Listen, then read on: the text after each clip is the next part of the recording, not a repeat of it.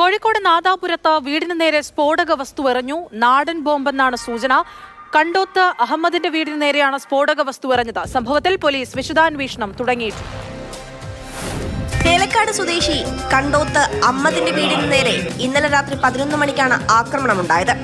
ഗർഭിണിയായ യുവതിയും 3 കുട്ടികളും ഉൾപ്പെടെ വീട്ടുകാർ ഉറങ്ങിക്കിടക്കുന്നതിനിടെയായിരുന്നു ആക്രമണം.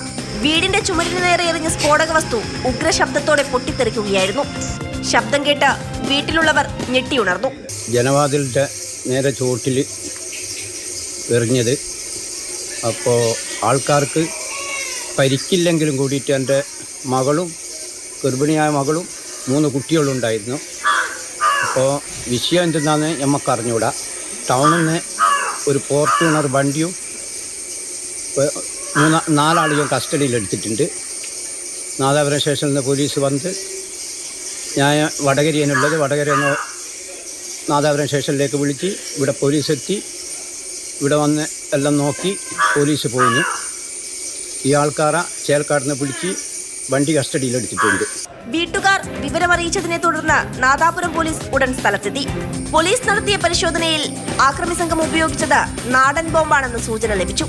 ഇന്നലെ രാത്രിയിൽ പ്രദേശത്ത് പരിചയമില്ലാത്ത ചിലരെ കണ്ടതായി നാട്ടുകാർ പോലീസിന് വിവരം നൽകിയിട്ടുണ്ട്. 3 കാറുകളിലായി വീടിന് സമീപമെത്തിയ സംഘമാണ് ആക്രമണത്തിന് പിന്നിലെന്നാണ് നിഗമനം. സംഘത്തിലെ ആരെയും ഇതുവരെ തിരിച്ചറിഞ്ഞിട്ടില്ല.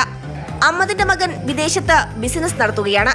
ബിസിനസ്സുമായി ബന്ധപ്പെട്ട സാമ്പത്തിക തർക്കം നിലനിന്നിരുന്ന ആളുകളാണ് ആക്രമണത്തിന് പിന്നിലെന്നാണ് പോലീസ് സംശയിക്കുന്നത്.